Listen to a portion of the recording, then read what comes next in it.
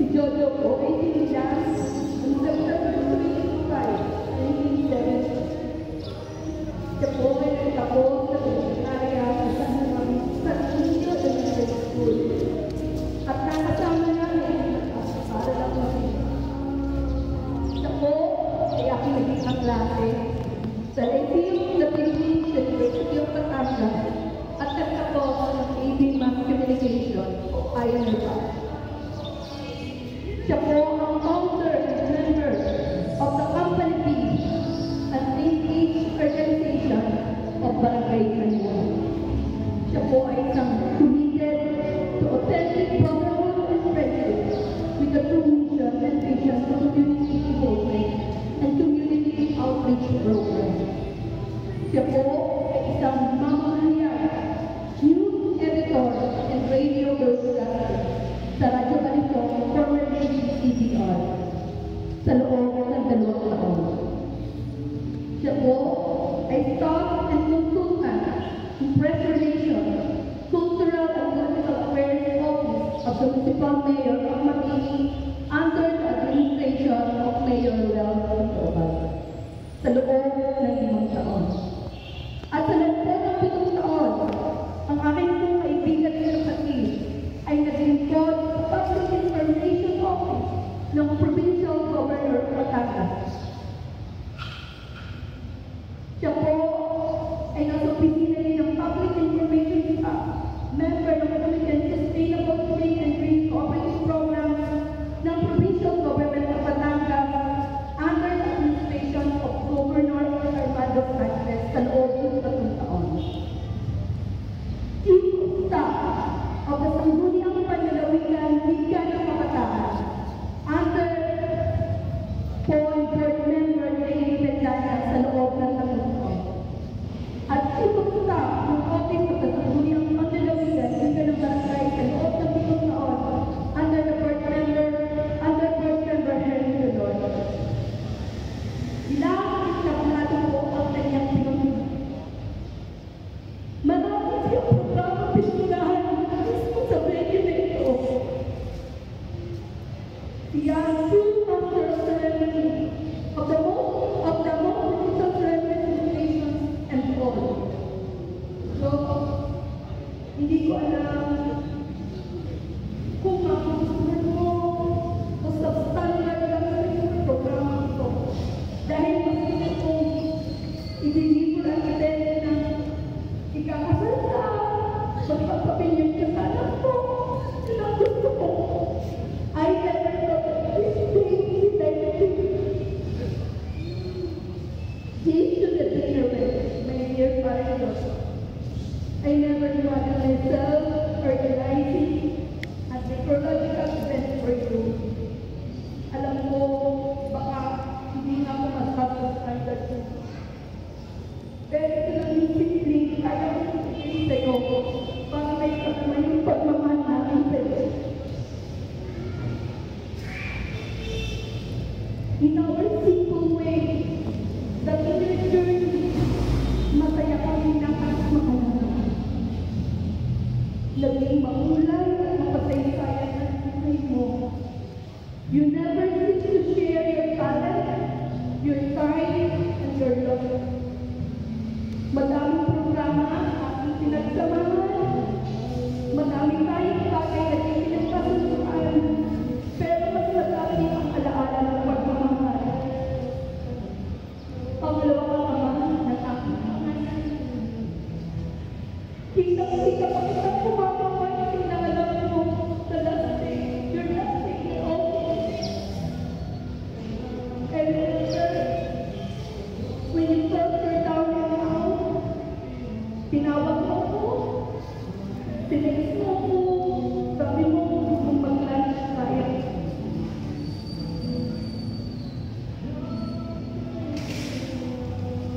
You've been so loyal sa mga tao. Sudan mo sa mga taong nakasama mo. You gave your 100% trust without any regret. Alam ko, alam ang puso mo, you still want to deliver. You still want to give your best shot.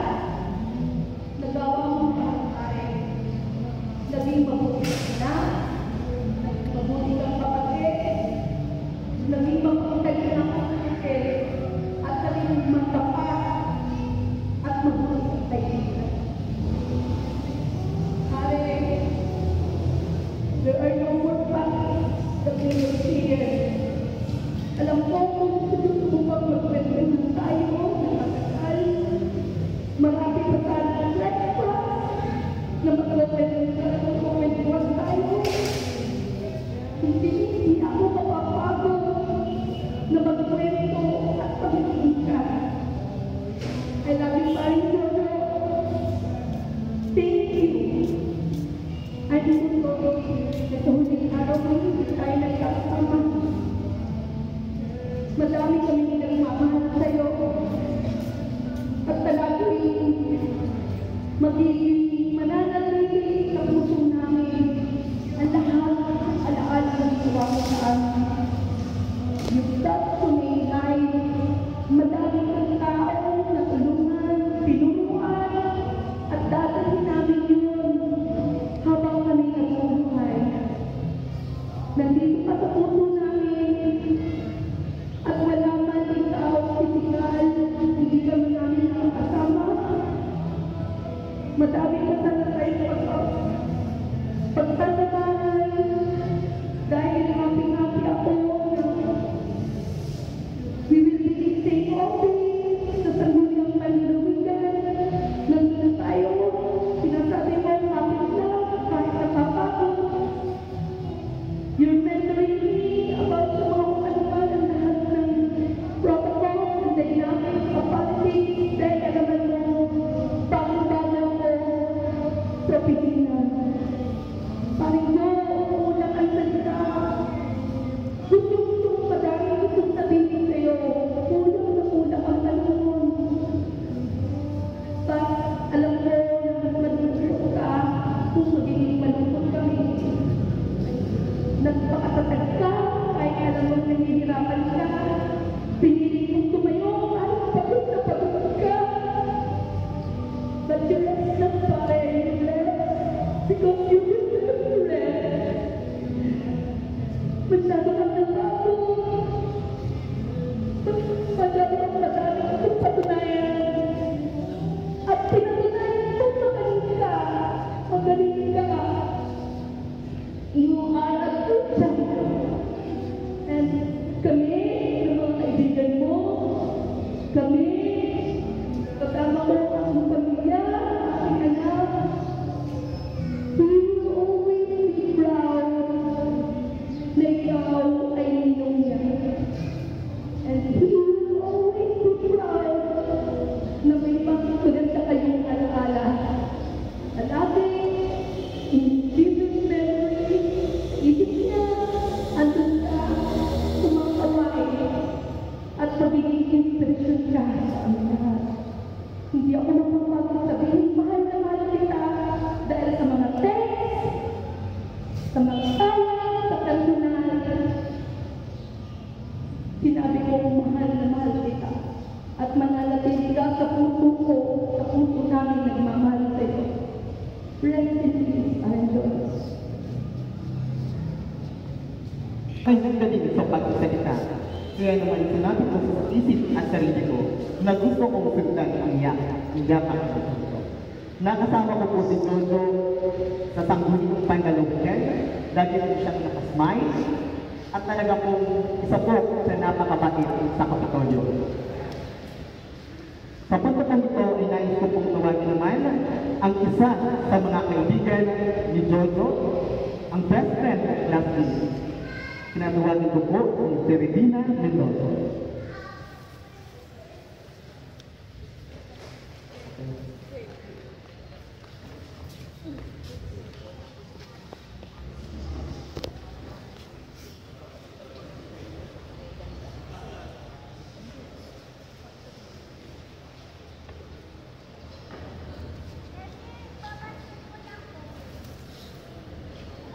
Sa lahat, makikiraman po ako ng puso sa pamilya ng aking kaklase ko si Jojo Azucena.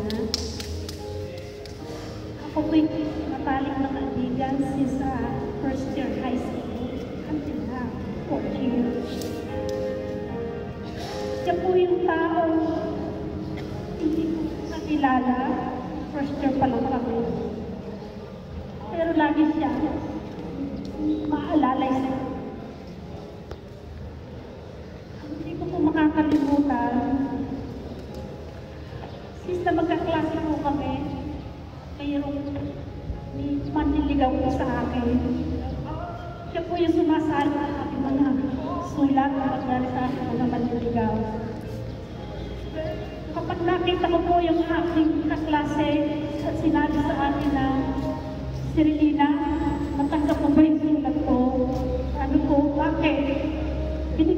Lope yung sulat, nabasa mo.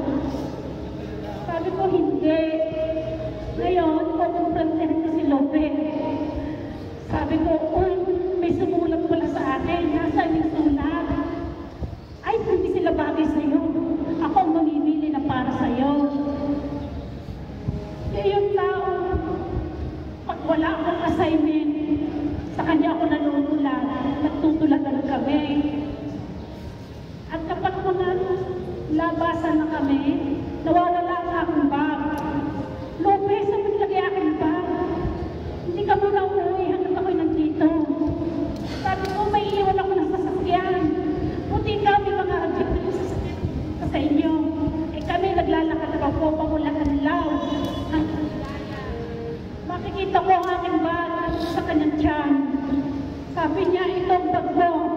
Ay, akin na, tingin mo sa akin. Kami aalis na. Siya po yung tao. Pag wala talaga po akong assignment, Ben, ginawa na kita. Sabi ko, salamat. Natapos po kami ng high school. Nawala kami komunikasyon sa isa't isa. At sa Facebook po kami nagpalita. Pero ganun pa man, taga rito lang po siya sa Mabini. Nagkikita kami kahit saan. Nung pagkita po kami sa Batangas City, siyempre po sabi ako, sige, anong gusto mo? Pinamili ko siya. Gusto niya jacket na mga. Pinili ko siya. Ganun pa man po, lagi kami nagkikita. Nung huli ko uuwi, kami nakita sa paligid po ng bawal, doon sa gulayan. Kahit po anong tao, nagkaselfihan po kami ng litrato. At ngayon po, alam niya ako yung uwi, magre-reunion po kami. Kami po yung limang magkakaklase. Ito po, yung isa po, gani po siyang Milano. Yung po isa po namin best friend, ay busy lang po si Glenn Dunin. Bante, kung natatandaan niyo, hindi lang po siya makakapunta dito. Pasensya na daw po, busy po siya sa kanyang trabaho niya magpapunta sa Europe. Si Maria, klase po namin. Ngayon naman po, hindi patay din po siyang kapatid. Nung tumating po ako, sabi ko, Hoy Lope, nasa ka na? Punta ka dito sa amin. Bes, kaya akong hospital. Wala ka nang pasalubong sa akin. Sabi ko, basta pupunta ka dito. Sa paghihintay ko po sa kanya, hindi po siya tumating. Ngayon pupunta muna po ako ng Japan. Wala po akong ginagawa. Tinilip ko po yung aming mga messages na po pinag-uusapan. Kinabukasan sabi ng kapatid ko, Tina, patay na si Lope. Ha? Bakit ka namatay yun? Magre-reunion pa po kami. Hindi ko akalain. Nasa ganitong pagkakataon na reunion. Makikita ko ang kaibigan.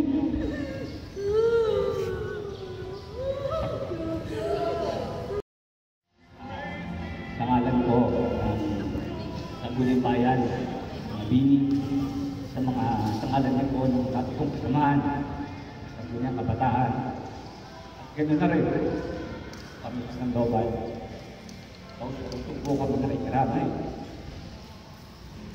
sa pamilya, mag-anak, kaibigan, at kabarangay.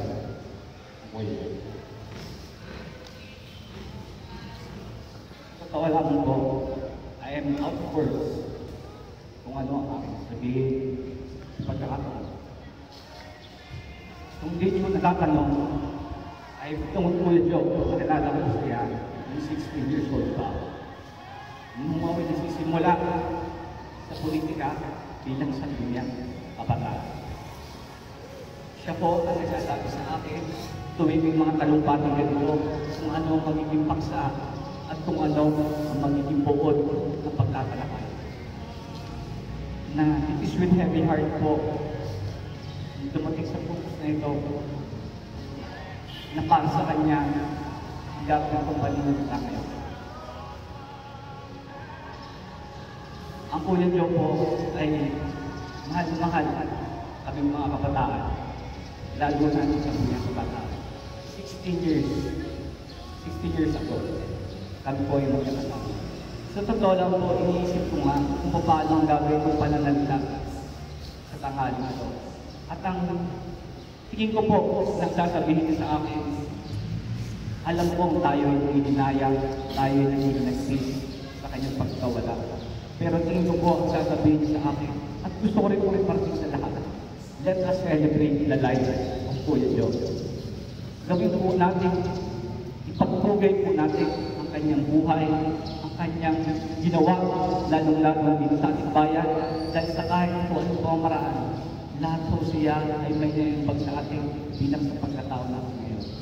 At dahil hindi yan, ayaw niyo magpagkita ko lang sa mga masayang kwento namin. Alam niyo ho, nung kami membro sa Sangguniang Kabataan, sa iba't ibang lugar kami ay nagkakasama. Napunta po kami ng iba't ibang lugar tulad ng Cebu, Bacolod, Davao, para sa mga meetings and seminar. Minsan ho, gusto ko po siyang isama sa isang seminar sa Cebu. Sabi mo niya, ako parang tinatamad at ako naman yung nakarating na diyan. Sabi ko, sumama ka na. May maganda naman tayong lugar na pupuntahan doon at masarap din ang pagkain. At sa nagkatapusan nga ako, sumama na ako sa amin. Doon po namin sa dinala, doon sa lugar na ika nga ako ay tinatawag na Taps. Yung lugar na yun ay overlooking. Kita niyo ho ang buong karagatan ng Cebu at ng mga buong syudad. Sabi ho niya sa akin SK, pambihira ka naman. Ako'y sa Cebu mo pa dinala para kumain at din sa lugar na rin. Hindi mo ba alam na ang aking nakikitang view doon sa lugar ay garderin sa dinala mo sa akin? Ako pinalayo mo pa. Pinapuntang mo pa ako ng Cebu. Hindi naman ang makikita ko din sa pinagdala na sa akin. Yan daw siya. At minsan ho, ay natanong ko din siya nung gabi yun. Sabi ko kay Joe, alam mo naman ang pagsiservisyo natin sa gobyerno ay hindi panghabang buhay. Dahil yan ay nakabase sa kung sino ang ating pinaglilingkuran. Hindi habang buhay ng mga pinaglilingkuran natin ay naliyan sa posisyon sa gobyerno. Sabi ko sa kanya, hindi mo ka naisip man lamang na kumuha ng private practice sa isang pribadong kumpanya. Alam niyo ang sagot sa akin. Alam mo, gustuhin ko man, ang puso ko ay nasa gobyerno. I want to be a man for others. I want to be to service others. Yan po ang pananaw ng Kuya Joe sa kanyang buhay. Ngayon po ang tumatak sa akin. Sabi ko nga po, kung lahat ng opisyales, kung lahat ng empleyado ng gobyerno ay may tulad ng kanyang pananaw na maglingkod ng taos-puso sa kapwa, tingin ko po ay mas maunlad tayong bayan. Dahil po diyan po ako sa lulog sa Kuya Joe. At kaya nga po, ako po ay personal na lulupot sa kanyang pagkawala. Dahil po dito, tulad nga po na sabi ko, ako po ay taos-pusong nakikiramay sa inyo. Kuya Joe, maraming salamat sa mga payo, sa mga masasayang memorya, iniwan nyo namin. Paalam.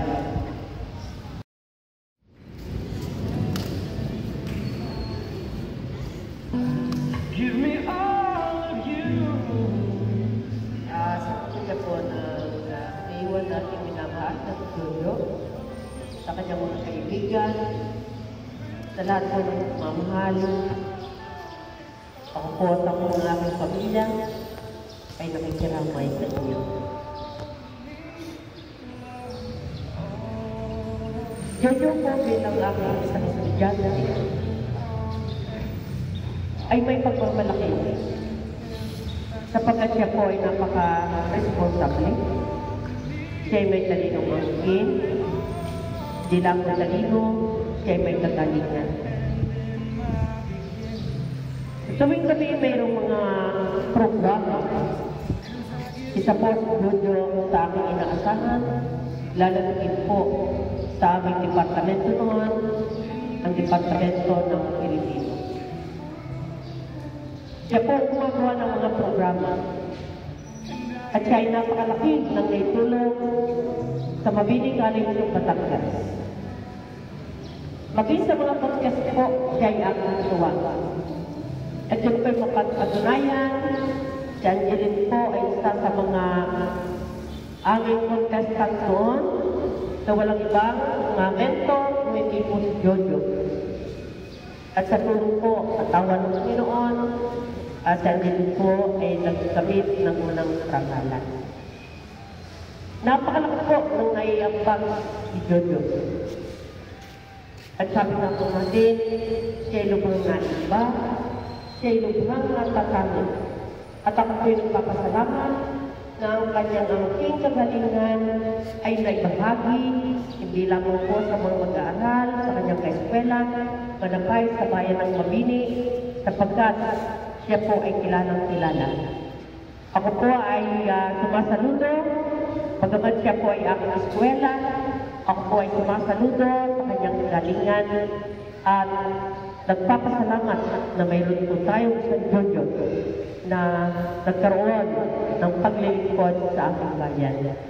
Kaya po, kung saan man ngayon naroon si Jojo, tandaan mo lamang, mahal ko ikaw, Jojo, at sana ay mapasama ka sa kalulatian ng langit at matagpon mo ang iyong tunay na kaligayahan.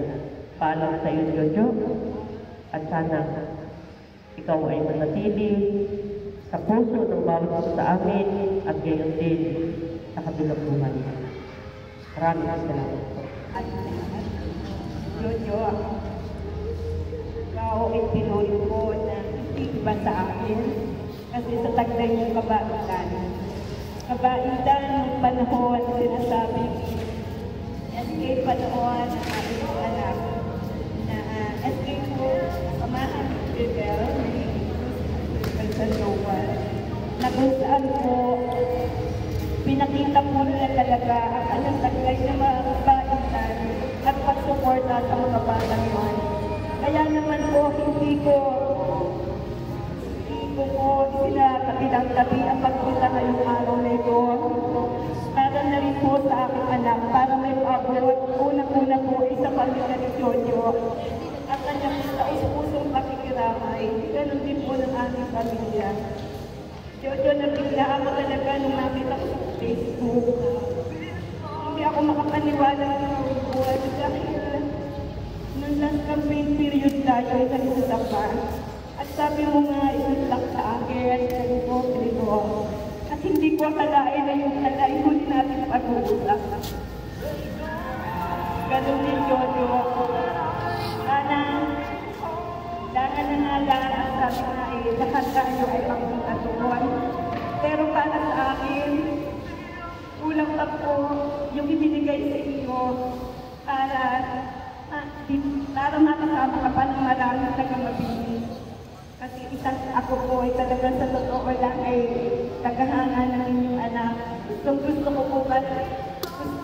ko pa po siyang makita na kablado na nagsasalita. Buhay na buhay po. Tanda ko po ang lahat ng panahon ng mga Juan Sandoval na kung saan siya po ang nag-MC. Tunay nga pong buhay na buhay ang loob ng overboard na po. Malayo pa po noon, nagpo ako isabay kami, pagpasok ko sinabi ko po na first time ko po yun. Sabi ko po ang galing naman ng MC ngayon. At hanggang saan hindi po naglaon ay kami po ay nagkakilala. Ganun po ang pagmamahal din niya na pinakita talaga sa akin ng anak, Dr. Lilalika.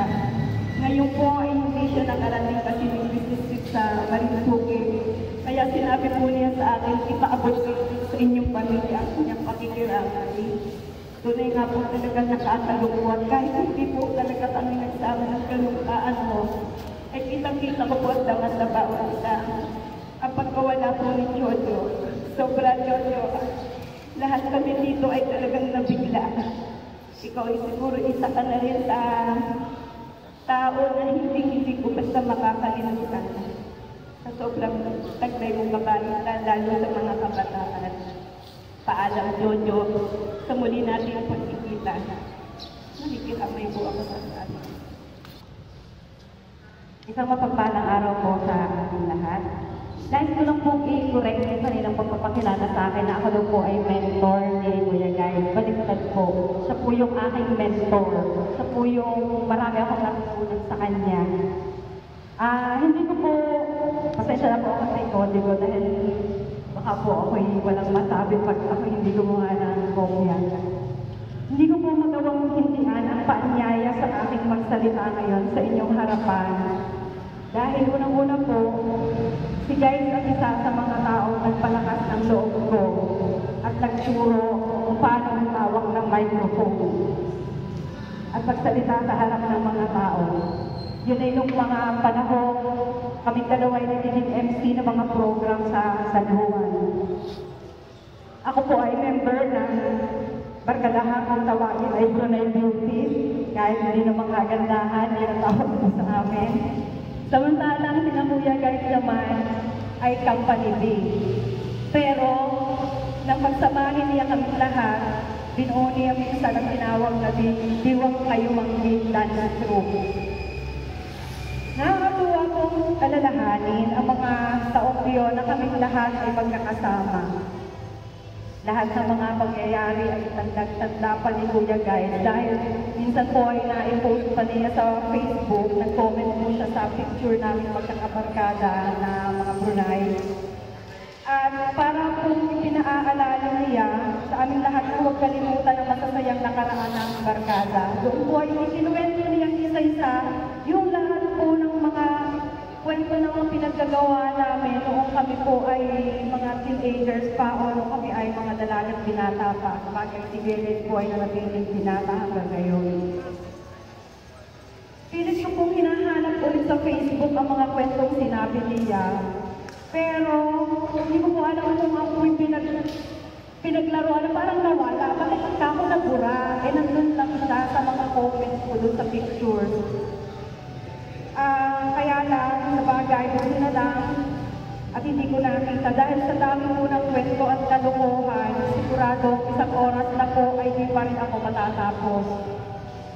Mula sa kwento ng aming paglusob sa mga birthday yan, pagsasayaw ng kotisyon sa mga dibuhan, na siya po ang aming tagapagturo, mga panliligo sa dagat, pangangaroling, pangangaluluwa, pagdayo ng sayaw sa mga piyestahan, manonood ng sine na may bit-bit na mga cooler na siya po ang mastermind. Dahil para hindi na daw po kami bumili ng inumin sa sinihan. Yun po ay matapos na kami ay kanyang, ang tawag ko po ay, ikaw ang aming bugaw. Dahil po kami kanyang tuturo ang sumayaw, tapos magpe-present kami sa piyestahan, tapos hindi ko alam, parang may paghahati-hatian na kami tigkakaunting parang honoraryo. Na yun po yung minsan pinagsili namin, hindi ko makakalimutan. At kami po ay may mga baon ng mga pagkain. At hanggang po sa paglusog sa manggahan ng may manggahan at magmumura kami sa niyugan ng may niyugan. Minsan po sabi niya, tara, punta tayo sa tara makuha tayo ng mura, ng buko. Di sama naman po kami. Tapos nung matapos na kami, sabi pa naman sa amin sadali, linis, sinabi mo yung mga gala. Sabi, bakit kanina ganito? Hindi ko alam kung ano ito. So parang sabi naman yung sama. Na nakakatawa na yung mga ganun pong pagkakataon na hindi ko namin makakalimutan. Pero ang higit po na hindi ko makakalimutan ang mga panahong kasama namin si Kuya Guys, ay nakita ko kung gaano kalaki ang passion niya sa mga pag-organize ng mga ganitong mga programa. Lahat po ng klase ng programa at activities kaya po niyang i-organize. Nakita ko ang kanyang creativity, ang kanyang resourcefulness, ang paggawa ng mga props, napakagaling po niya hanggang sa mga paghahakot ng lahat ng mga kung ano-anong pusot at kung ano-anong mga mga sasa, gagawing mga kubo at kung ano-ano pa. Napakahusay magturo ng sayaw. Nagagalit po siya, malakas ang boses, naninigaw, pero lagi po siyang masayahin at napakalakas mo malaksak. Kuya Guys, thank you for believing in me, for believing in all of us. Gaya nga ng sinabi ko po sa Facebook, you are one of the best persons who put the brightest color in my teenage years. You will be remembered forever. Thank you. Yun lang po. Maraming salamat. Sa kalan po at sa lahat ng buo ng company na binuo ni Kuya Guys, kami ay taos puso na kikarama at ikadalang natin sa lahat po na bumubuo ng pamilya ng Kuya Guy sa ating lahat sa mga kamag-anak. Kuya Guy bumuo ng grupo namin, Company B, na isang kapatiran sa San na napakaganda, napakarami ang nagawa. Hindi lang po sa San Juan, pati sa maraming barangay sa pamilya. Kami po ay nagpapasalamat sa kanya sa paggabay sa amin sa tamang landas bilang kabataan na hindi po niya at iniyahan para sa tamang pamumuhay. Kuya Guy, lahat ng itutulong sa amin ng paggabay, hindi namin malilimutan. Huwag kang mag-alala. Ikaw, bilang isa sa kapatid namin at isamahan, ay hindi namin nakalimutan. Maraming salamat. Magandang hapon po sa lahat. Madre, Paring Lopez. Lahat tayo ay nalulungkot sa pagkamatay ni Jojo. Sa totoo lang ay hindi ko alam na siya ay may sakit. At nakita ko lang sa Facebook na siya ay namatay na. At ako ay nabigla din sapagkat parang bata pa talaga para umalis sa atin si Jojo.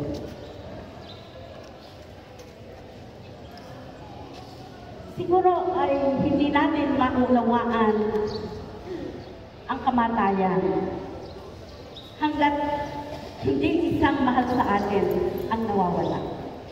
Lagi kong sinasabi yan dahil malimit nagsusunod tayo ng mga essay o ano ba ang kamatayan, what's death to us. At ang kahulugan niyan sa atin ay talagang hindi natin mararamdaman kapag hindi isang mahal natin ang nawala sa atin. Subalit, lagi kong sinasabi ito, ang Panginoon ay binibigyan tayo ng lakas ng loob para tanggapin ang ganitong insidente sa ating buhay. Siguro yun ang isang maganda sa ginagawa sa atin ng Diyos. Si Jojo, hindi ko masyadong kilala yung kanyang napakaraming detalye sa buhay.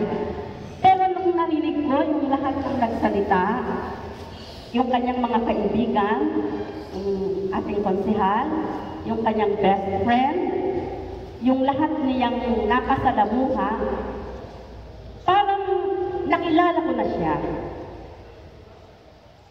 Yung pamula nung siya high school, dito sa Mabini, hanggang sa siya pumasok, nagpunta sa gobyerno. Yung buhay niya ay napakakulay. At sa mga magulang na katulad ni Paring Lope at ni Kumaring Feli, ay talagang may pagmamalaki niyo siya. Yung kanyang lahat ng ibinahagi. Ang aking puso ay napakalapit sa mga taong naglilingkod sa pamahalaan sapagkat ako'y galing dyan. At naunawaan ko yung kanyang sinasabi, yung sinabi kanina ni Konsehal na bakit ka magtatagal dyan sa iyong ginagawa, parang wala namang stability, hindi masyadong security. Pero sa kanyang puso, yung pagmamahal sa bayan, yun ang nananaig sa kanya. Kaya kumare, huwag ka nang masyadong malungkot. Ang Panginoon ay mayroong dahilan kung bakit nangyayari ang mga bagay na ito. At ang mga dahilan yan ay malimit, ay hindi agad natin maunawaan. It will take a little time para maunawaan natin na kaya pala ito nangyari ay dahil ito yung balak ng Diyos. Maring Penny, ang gusto kong sabihin sa inyong mag-asawa at sa kanyang mga kapatid, wala yata si Rhea, no? Hindi nakadating si Rhea. Nasa? Canada. nasa Canada. Si Rhea yung mas malapit sa akin, at yan yung aking kasama sa ICU. Para sa ating lahat, lalo na sa inyo, siguro makakaluwag sa ating kalooban na tayo ay nagkaroon ng isang Jojo. Na nagkaroon tayo ng isang anak na katulad ni Jojo, na nakapagbahagi ng kanyang talino, ang kanyang buhay ay hinahangaan ng marami, at sa mga nakasama niya, I am sure na talagang sabi nga ay parang na-touch niya ang buhay ng kanyang mga naging kaibigan. And I think for that, ay tayo ay dapat na maging masaya. Aalis si Jojo na nagawa niya ang lahat na gusto niya para sa bayan, at tayo na maiiwan niya, iniwan niya tayo ng isang legacy. Ang legacy niya, ang pagmamahal niya sa journalism, sa pagpapahayag ng walang takot. I think kung may matatandaan ako kay Jojo, ay yung siya ay nagpapahayag ng libre at walang takot. At hindi siya natatakot magpahayag kung anong lang sa kanyang kalooban. Kaya siya ay isang magaling na MC. Kaya siya ay magaling na host. And for that, Paring Lope at Comadre at yung mga kapatid, siguro yon ay magbibigay ng kaunting kapayapaan at saya sa atin. I am sure kung saan man siya naroon, ang Panginoon ang mag-aalalay sa kanya. Yung kanyang sufferings, yung kanyang hirap, tapos na. Pupunta siya sa isang lugar na wala ng suffering, wala ng sakit siyang mararamdaman. At siya ay magiging maligaya sa piling ng ating may kapal. So, kami, ang aming buong pamilya, ang buong Javier, Villanueva, Silang, Dalangin, ang Asemereng, si Remy, Abanilla, ang lahat namin, magkakapatid, mga pamangkin, lahat kami ay nakikiramay sa inyo. Pero sa napakagandang sinabi ng ating mga kasama dito, kanyang mga kaibigan, sana ating ibigay sa Panginoon ang pagkawala ni Jojo at tanggapin natin ito ng maluwag sa ating kalooban. Alam ko na siya ay maligaya sa langit. Pagdating.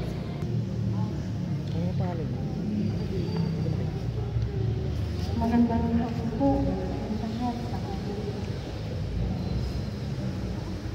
Gusto na po nung gabi po, nung araw po na malaman ko yun kay Mr. Rena. Nag-text agad ako sa kanya. Sabi ko, nanangangatal po kung paano ko uumpisahan yung tanong. At nung malaman ko po yung nangyari, hindi ko po talaga kumikitan yung ano ko. Dahil si Jojo po, napakalapit yan. Sa puso ko po, sa puso ng... Dahil mula ko ako nung sumabak sa larangan ng politika, kaagapay ko na po siya. Siya po yung isa sa naging mentor ko. Yung po batang yan, hindi ho yan napakatamot. Ibigay yung kanyang intellectual property. Agad kaya niya pong pagkaloob yung nalalaman niya, bibigay niya po talaga yan.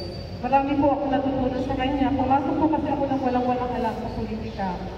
Pero tumira ko ng munisipyo, halos yung araw ko pinandun.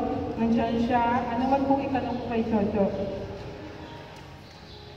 Hindi po siya nagkatupiling tulungan ako kahit siya po mismo sarili niya siya ay mag-research. Napakalaki pong kawalan.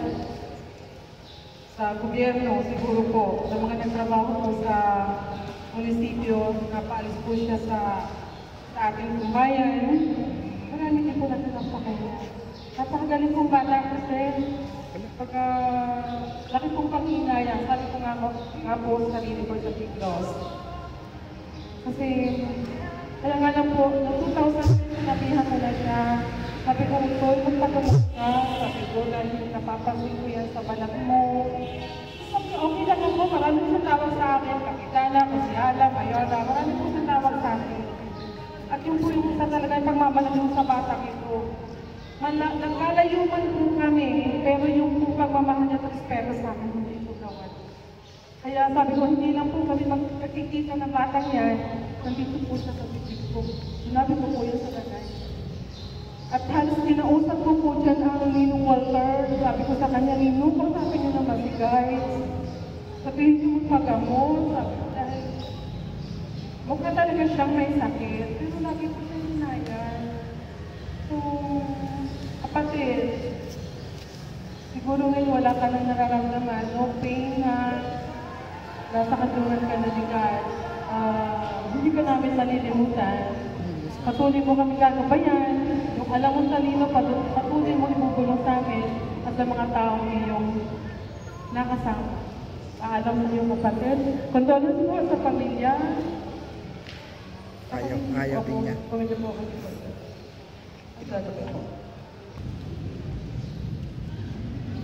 Magandang hapon po sa inyong lahat. I'm not ready for this because this is the moment that I hate most saying goodbye.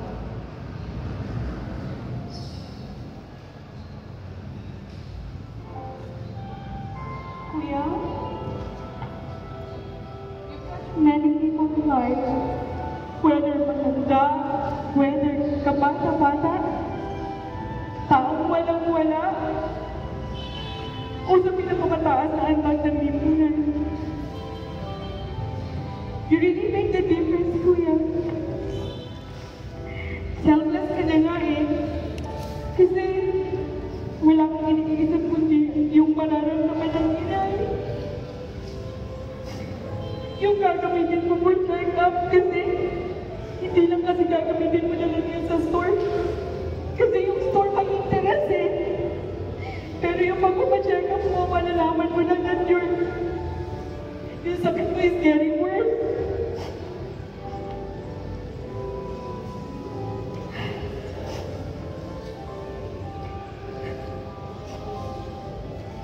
But that really makes sense to you because now it's all worth. Kasi no pains, no more folks alone. Siguro na rin dyan nabasa niyo yung message ni Ate sa Facebook. At sa mga hindi nakabasa, there are some lines there na, Kuya, ikaw ay napakahusay na leader, teacher, director, artist, trainer at analyst. At dito ka hinangaan ng maraming tao. And I am, we your family is your number one fan. Alam mo yan, Kuya, right? Sa aspeto ng government, politics, economy, business, arts, thumbs up lahat sa'yo. Sabi pa ni Ate, gold medalist at champion ka daw sa community involvement at pagiging breadwinner at provider ng pamilya. Kuya, you really are. You will always be my mentor. Alam mo yan, sabi nila mana daw ako sa'yo. Sa pagdating sa oration, declamation, and any community piece. That I don't think so, because I think I'm her better. And dito si Ma'am Letty to testify, I don't know. If Ma'am Letty is going to agree that I am better than you. No, I'm just kidding, you're the best. Kuya, please guide us. Sabi nga ng asawa ko, ngayon makakarating ka na ng Amerika to guide me. Iyan, Bella, and Naya, and even our Gabby.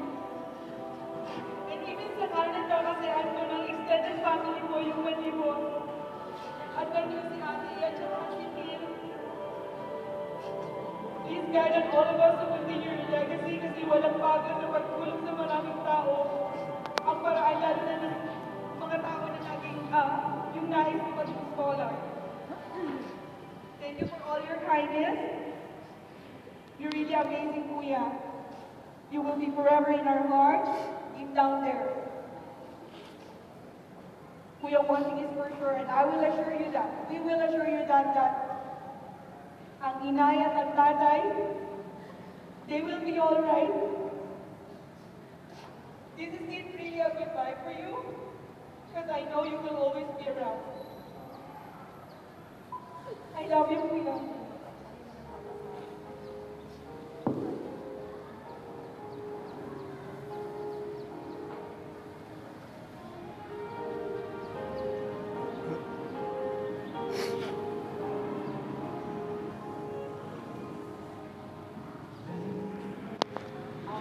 Ipinaabot po